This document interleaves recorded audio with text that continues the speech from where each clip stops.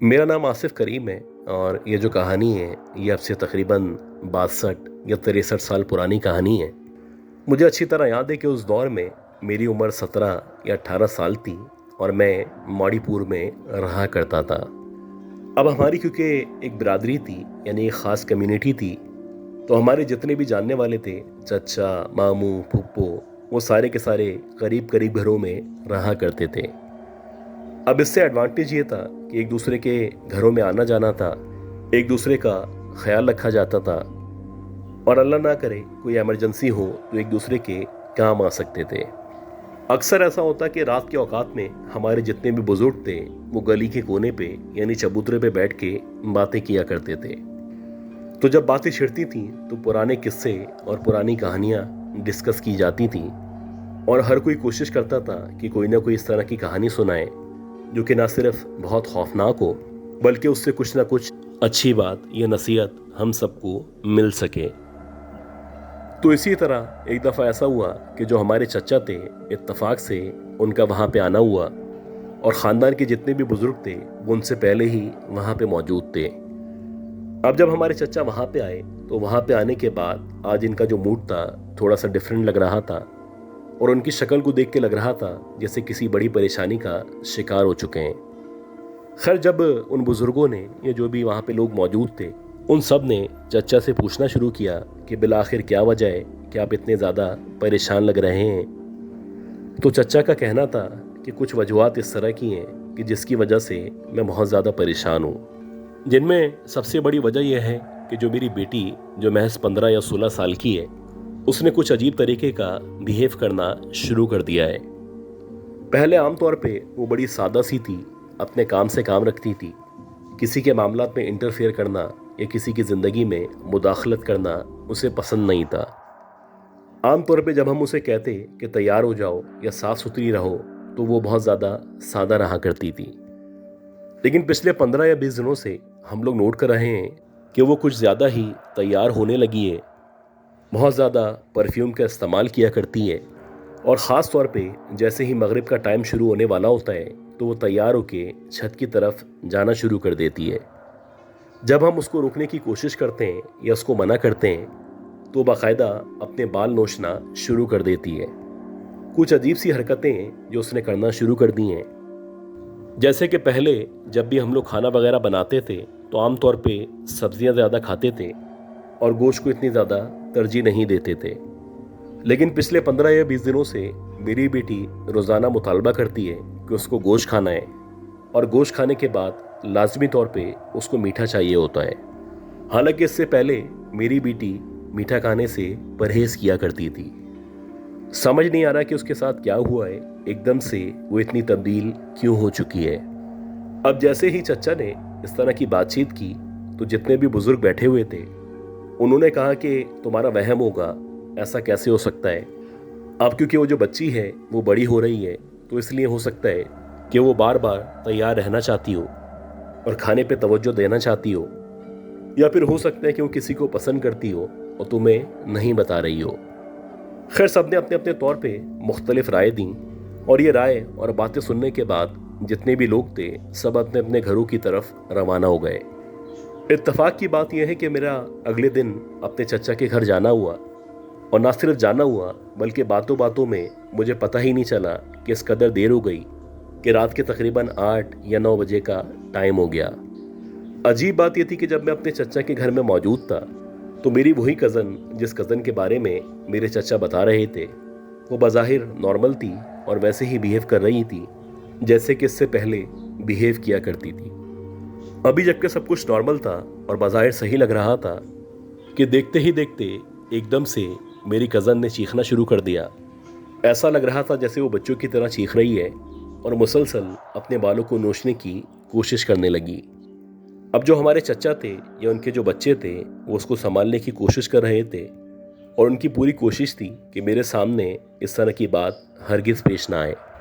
खैर, कुछ देर तक मैंने अपने आप को जानबूझ के साइड में रखा क्योंकि मैं नहीं चाहता था कि मैं इनके मामलात में दखल अंदाजी करूँ या फिर ख़ास तौर पे अपनी कज़न को हाथ लगाने की या पकड़ने की कोशिश करूं। एक पर्दे वाला हिसाब था और आमतौर पे उस दौर में लोग इस बात का बहुत ज़्यादा ख्याल किया करते थे। खैर कुछ देर तक जब मेरी कज़न की तबीयत नॉर्मल नहीं हुई तो मेरे चचा कहने लगे कि बेटा अगर हो सके तो आज रात यहीं पे रुक जाओ। पता नहीं मेरी बेटी को दोबारा से दौरे पड़े हैं और उसने अजीब सा बिहेव करना शुरू कर दिया है। अब सच्ची बात यह है कि जब मैंने अपनी कज़न को इस तरह का बिहेव करते हुए देखा तो बज़ाहिर मुझे हल्का हल्का सा डर लग रहा था और मैं डायरेक्टली अपने चचा को मना नहीं कर सकता था कि मैं वहाँ पे उसके पास नहीं रुकना चाहता। अब मैंने बोला अगर मैं फंस चुका हूँ तो अल्लाह का नाम लेके यहाँ पे रुक जाता हूँ और अगर हो सका तो रात में या जल्दी सुबह अपने घर के लिए रवाना हो जाऊँगा। खैर इसी तरह मज़ीद 1 घंटा गुजरा और 1 घंटे के बाद बारी बारी मेरे जो चचा वगैरह थे या जितने भी कज़न्स थे वो सोते चले गए। इसी दौरानिए में जो मेरी वो वाली कज़न थी जिसको एकदम से दौरे पड़ रहे थे वो भी देखते ही देखते नींद के अंदर जा चुकी थी और ऐसा लग रहा था कि प्रॉपरली वो सोने के बाद खराटी ले रही है। इसी तरह तकरीबन आधा या पौन घंटा मज़ीद गुजरा और जबकि मेरी आंख लगने ही वाली थी कि मुझे एकदम से ऐसा लगा कि मेरे अतराफ़ में कोई मूवमेंट हो रही है। अब जैसे ही मैंने उठ के देखा तो मैंने देखा कि मेरी वही कज़न जिसको अब से कुछ देर पहले दौरे पड़ रहे थे वो एकदम से न सिर्फ खड़ी हुई थी बल्कि ऐसा लग रहा था वो तैयार हो चुकी है। उसने बहुत ज़्यादा खुशबू लगाई हुई है और अजीब बात ये थी कि उसने अपने बालों को खोल रखा था। मैं मुसलसल चुपके चुपके से उसकी तरफ देख रहा था जबकि शायद मेरी कज़न को अंदाज़ा नहीं था कि मैं उसकी तरफ या मुसलसल उसके ऊपर नज़र रखे हुए हूँ। देखते ही देखते मेरी कज़न वहाँ से खड़ी हुई और इसने सीढ़ियों के रास्ते से ऊपर की तरफ जाना शुरू कर दिया। जैसे जैसे ये सीढ़ियों के रास्ते से ऊपर जा रही थी वैसे वैसे मैं चुपके चुपके इसके पीछे जा रहा था। मैं चाहता था कि मैं देखूं आखिर क्या वजह है, किस वजह से वो इतनी रात में तैयार होके खुशबू लगा के ऊपर जा रही है। अब तक मेरा यही ख्याल था कि हो सकता है कि बराबर वाले किसी लड़के से या किसी और लड़के से इसका प्यार मोहब्बत का कोई सिलसिला चल रहा हो। लेकिन अजीब बात यह थी कि जब मैंने अपनी कज़न को फॉलो किया और फॉलो करने के बाद जब मैं उसके पीछे पीछे छत के ऊपर गया तो मैंने कुछ अजीब मंजर देखा। मैंने देखा कि मेरी कज़न आसमान की तरफ मुंह करके किसी से बातें कर रही है और जिससे वो बातें कर रही है ना ही वो शख्स वो आदमी मुझे नज़र आ रहा है। लेकिन अजीब बात यह थी कि मुझे मुसलसल किसी आदमी के बात करने की आवाज़ आ रही थी। कोई ना कोई ज़रूर वहाँ पे मौजूद था जिसकी आवाज़ आ रही थी और मेरी कज़न उससे बातें कर रही थी।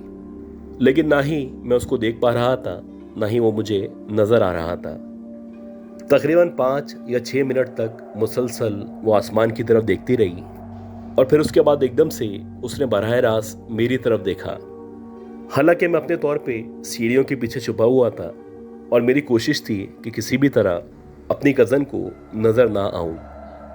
अब जैसे ही मेरी कज़न ने मेरी तरफ बराह रास्त देखा तो मैंने देखा कि उसकी जो आंखें थीं वो ना सिर्फ ऊपर चढ़ी हुई थीं बल्कि ऐसा लग रहा था कि उसकी जो आई बॉल्स हैं मुकम्मल तौर पे सफ़ेद हो चुकी हैं। उसने अजीब सी खौफनाक सी आवाज़ में मुझे मुखातिब करके कहा कि आज के बाद अगर तू मेरे पीछे आया तो मैं तेरी जान ले लूँगी। जैसे ही मेरी कज़न ने इस तरह से मुझे बराह रास्त कहा तो उस वक्त तो ऐसा लग रहा था जैसे मेरी जान निकल चुकी है। काटो तो लहू नहीं, एक अजीब मेरी कैफियत थी।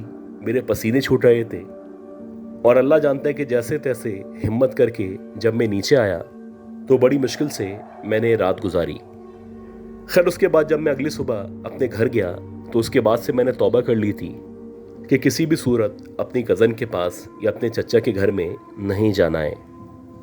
अल्लाह का शुक्र है कि मेरे चचा ने एक बहुत बड़े आमिल से जब उसका इलाज करवाया तो आहिस्ता आहिस्ता करके मेरी कज़न की जो हालत थी वो कदरे बेहतर हुई और बिलाखिर ये पता चला कि मेरी कज़न रात के औकात में जिसके पास जाती थी या जिससे बातें करती थी वो बेसिकली एक जिन था जो कि मेरी कज़न का आशिक हो चुका था।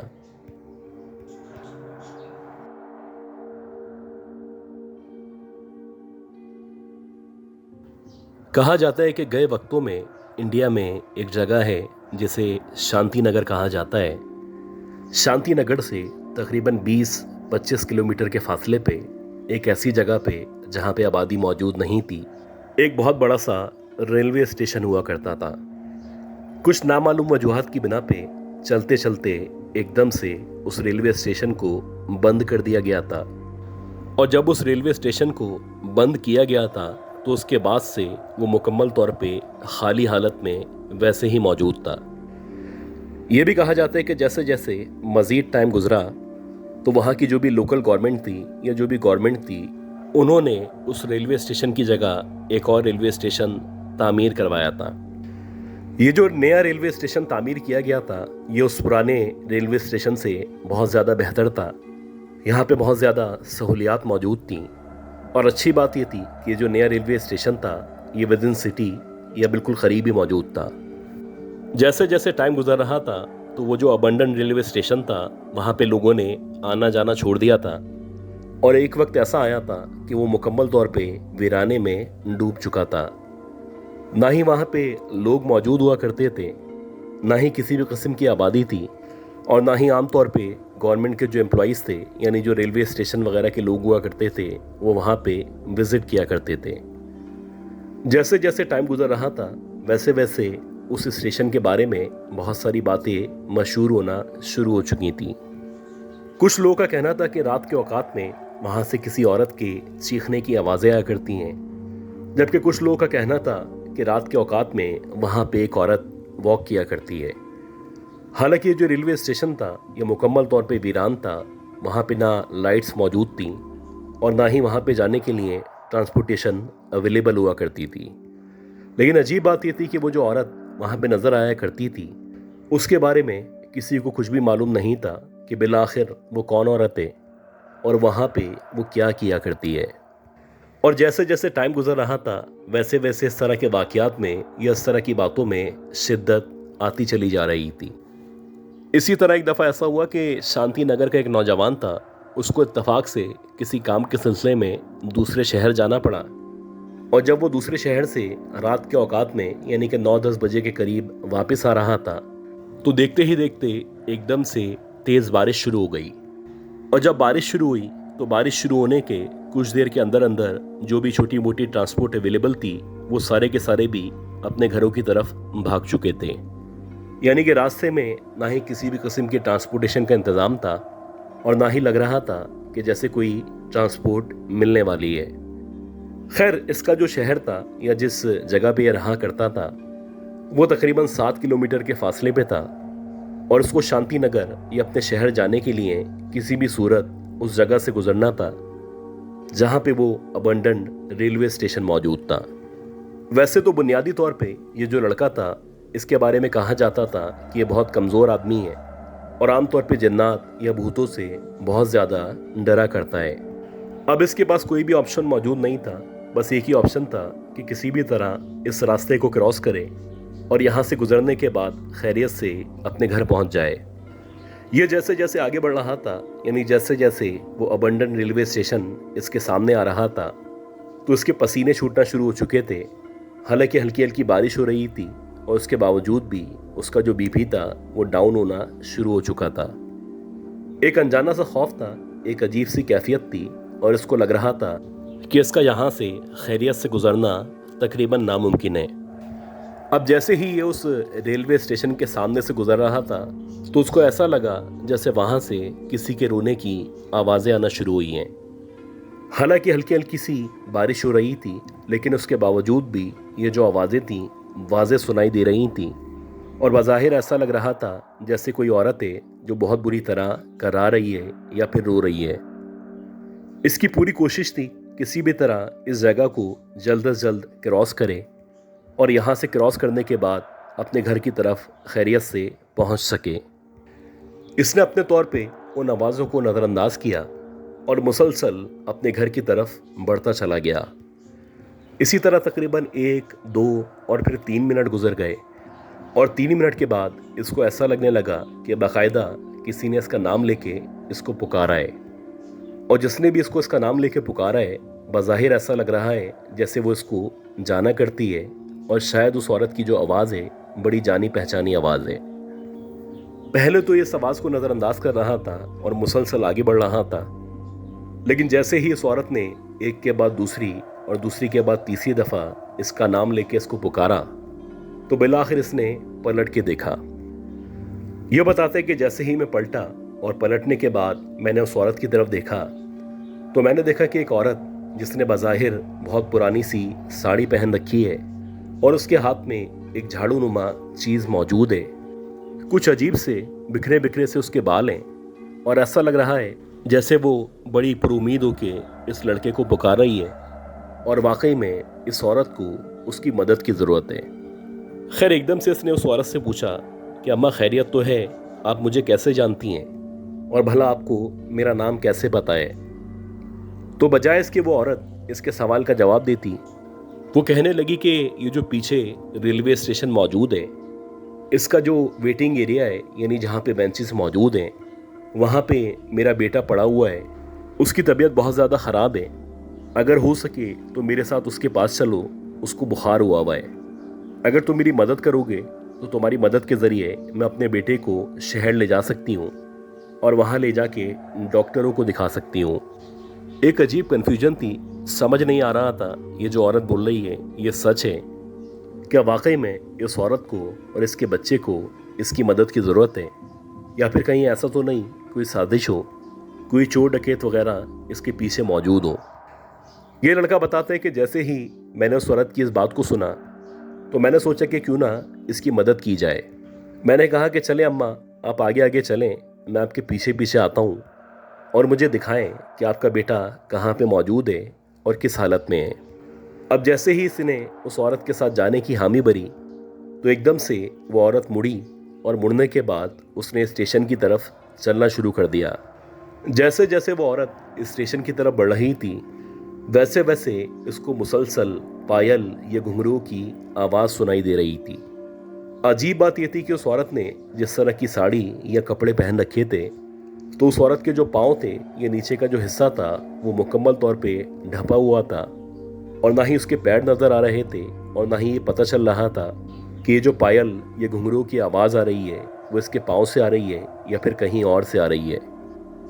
खैर ये मुसलसल उस औरत को फॉलो कर रहा था।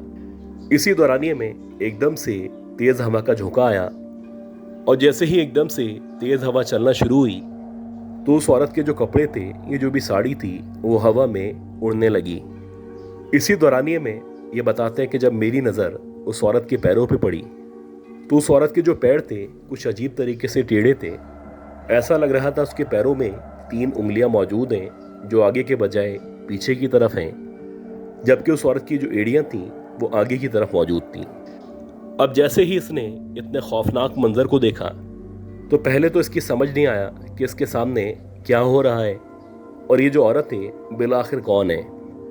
लेकिन अगले ही लम्हे जैसे ही इसको याद आया कि इसके बड़े इसको बताया करते थे कि रात के औकात में अगर किसी भी सुनसान या वीरान जगह पे तुम्हें कोई औरत नज़र आती है और उसके पाँव उल्टे होते हैं तो समझ लेना कि तुम्हारा सामना किसी चुड़ैल से या फिर पिच्चल पैरी से हो चुका है। अब जैसे ही इसको ये याद आया तो एकदम से इसने चलते चलते अपने आप को रोका और फौरन से पलट के वापस पीछे की तरफ भागना शुरू कर दिया। जैसे ही इस लड़के ने पीछे की तरफ भागना शुरू किया तो इसको ऐसा लगा कि वो जो औरत है वो भी पलटी है और उसने भी इसके पीछे भागना शुरू कर दिया है। वो बहुत अजीब तरीके से ज़ोर ज़ोर से हंस रही थी और ऐसा लग रहा था कि जैसे जैसे वो औरत हंस रही है वैसे वैसे इसके मज़ीद करीब आती जा रही है। यह बताते हैं कि जैसे तैसे करके ये जो अबंडन स्टेशन वाला एरिया था मैंने इसको क्रॉस किया और बिलाखिर मुझे सामने की तरफ से एक पुलिस की गाड़ी आती हुई नज़र आई। अब जैसे ही मुझे पुलिस की गाड़ी नज़र आना शुरू हुई तो मेरी जान में जान आई और जैसे तैसे मैं उस गाड़ी के पास पहुंचा। अब जब मैं उस पुलिस गाड़ी के पास पहुंचा तो जो पुलिस वाले थे वो भी एकदम से गाड़ी से निकल के बाहर आ गए। उनका ख्याल था कि मेरे पीछे चोर या डकैत लग चुके हैं, लेकिन जैसे ही मेरा उनसे सामना हुआ तो मैंने उनको बताया कि ऐसे ऐसे मैंने एक उल्टे पाँव वाली औरत को देखा है जो मुसलसल मेरे पीछे आ रही है। ये सुनने के बाद वो जो पुलिस वाले थे वो कहने लगे कि आप जिस तरफ से आ रहे हैं, ख़ास तौर पे ये जो अबंडन रेलवे स्टेशन है, यहाँ पे आप पहले आदमी नहीं हैं। आपके अलावा भी बहुत सारे लोगों ने रात के औकात में इसी हुलिये की एक औरत को वहाँ पे देखा है। कहा जाता है कि ये जो रेलवे स्टेशन है, इस स्टेशन पे आज भी वो चुड़ैल या पिछल पैरी रहा करती है और जो भी गलती से या जानते बूझते रात में वहाँ से गुजरता है तो उसका सामना इस चुड़ैल या पिछल पैरी से ज़रूर हुआ करता है।